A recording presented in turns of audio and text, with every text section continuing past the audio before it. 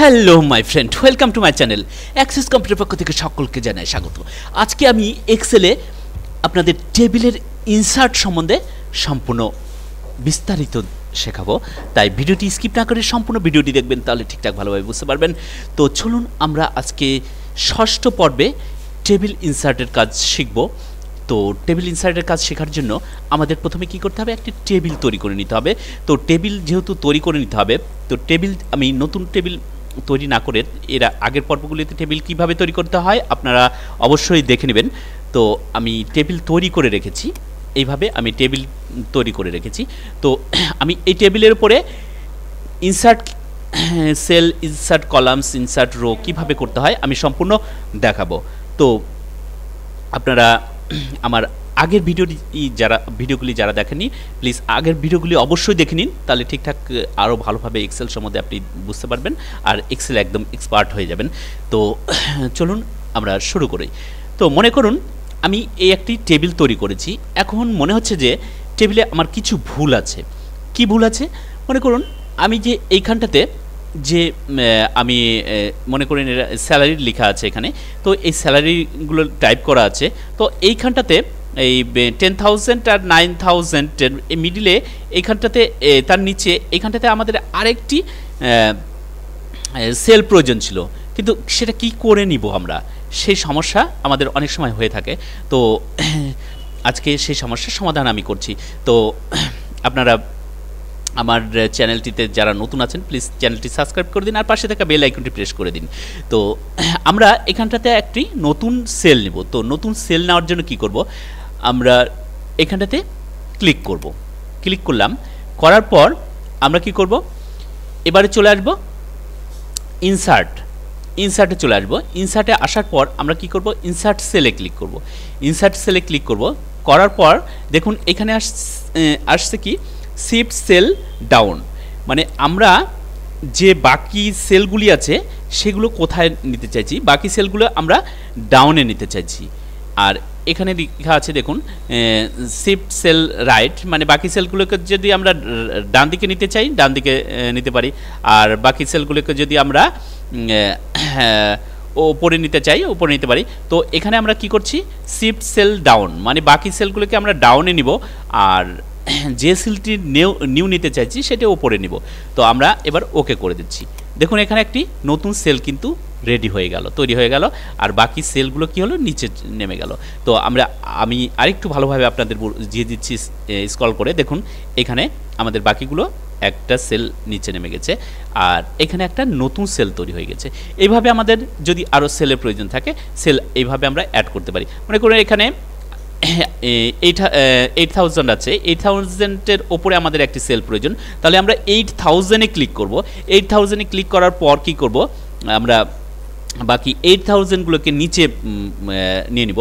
কি করে নিব, তো আর 8,000-এর ওপরে আমাদের সেলটি হবে। তো আমি ক্লিক করলাম, ক্লিক করার পর আমি ইনসার্টে চলে আসব। ইনসার্টে আসার পর কি করব, ইনসার্ট সেলে ক্লিক করব। ইনসার্ট সেলে ক্লিক করার পর শিফট সেল ডাউনে ক্লিক করব, এবার ওকে করে দেবো। দেখুন 8,000টা আমাদের 8,000 থেকে বাকি সেলগুলি নিচে নেমে গেছে, দেখুন নিচে নেমে গেছে, আর এইখানটাতে 8,000-এর উপরে আরেকটি সেল হয়ে গেছে। তো এখানে আমরা এখন যে কোনো অঙ্ক লিখে দিতে পারি। তো এইভাবে আমরা সেল অ্যাড করতে পারছি। তো চলুন এবার আমি পরবর্তীতে দেখাচ্ছি। আপনারা মনে করুন এইখানটাতে এর পরবর্তী দেখাচ্ছি আমি ইনসার্ট সিট রো। তো আমরা এখানটাতে মনে করুন লিখেছি, কিন্তু এখানে আমাদের আরও রোজের প্রয়োজন ছিল মিডিলে। মনে করুন রোটা আমাদের 3 এবং 4-এর মিডিলে আমাদের একটি রো প্রয়োজন। তো সেই ক্ষেত্রে আমাদের কি করতে হবে, আমরা এখানে ক্লিক করব।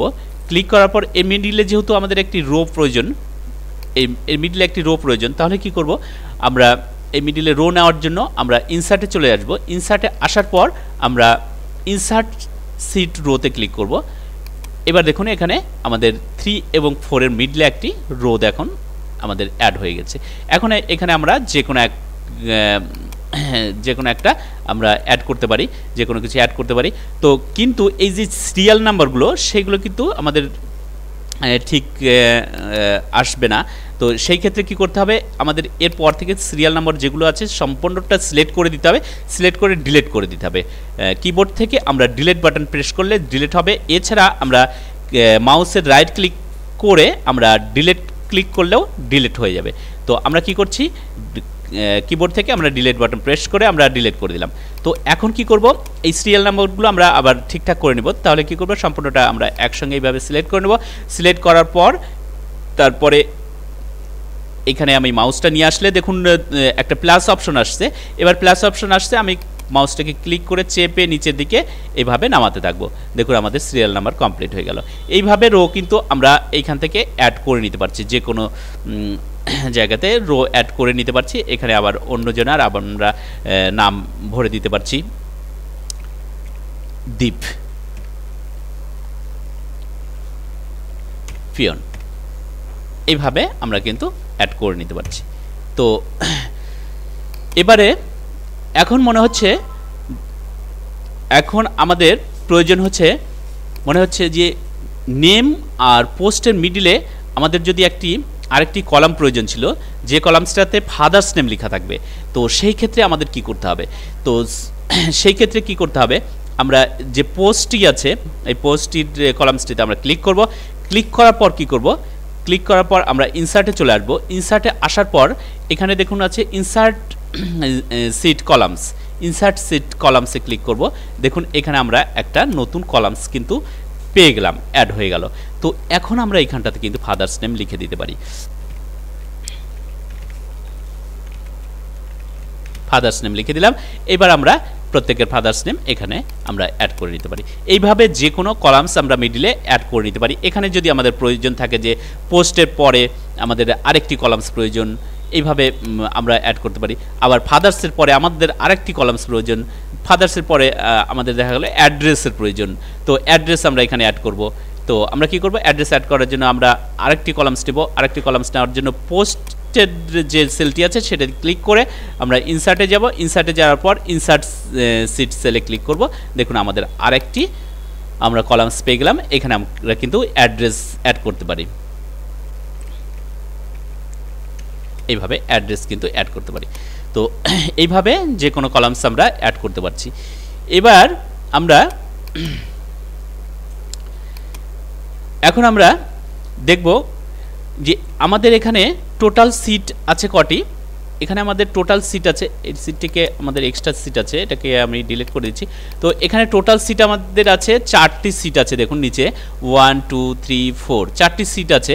এছাড়াও আমরা নতুন সিট কিন্তু এখান থেকে অ্যাড করার জন্য আমরা এই যে নিউ সিট আছে, নিউ সিটে ক্লিক করে কিন্তু নতুন সিট অ্যাড করতে পারি। তো কিন্তু নতুন সিট অ্যাড করতে পারি, কিন্তু আমরা এই সিটগুলোর মিডিলে যদি কোনো সিট আমাদের অ্যাড করার প্রয়োজন হয় তাহলে আমরা কি করব, কিভাবে সেটি অ্যাড করব। এই সিটগুলোর মিডিলে আমরা যদি কোনো সিট অ্যাড করার প্রয়োজন হয় তাহলে আমরা কি করব, যে কোনো সিটে ক্লিক করব। ক্লিক করার পর আমাদের 2 আর 3 মিডিলে এখানে আমাদের একটি সিট প্রয়োজন, তাহলে আমরা 2 আর 3 মিডিলে সিট প্রয়োজন, আমরা চলে আসবো ইনসার্টে আসার পরে ইনসার্ট সিটে ক্লিক করব। দেখুন আমাদের 2 3 মিডিলে একটি আমাদের সিট কিন্তু চলে এসেছে। এবার আমরা সিটগুলোর কিন্তু আমরা নাম কিন্তু দিতে পারি, নতুন নাম দিতে পারি। সিটগুলোর নাম দেওয়ার জন্য আপনি এখানে সিটগুলোর যে নাম লেখা আছে সেখানে ডবল ক্লিক করতে হবে আপনাকে। ডবল ক্লিক করার পর এখানটাতে কিন্তু আপনি সিটের নাম কিন্তু লিখতে পারেন। এইভাবে কিন্তু আপনি সিটের নাম কিন্তু লিখে দিতে পারেন। এইভাবে সিট আমরা অ্যাড করে নিতে পারছি। তো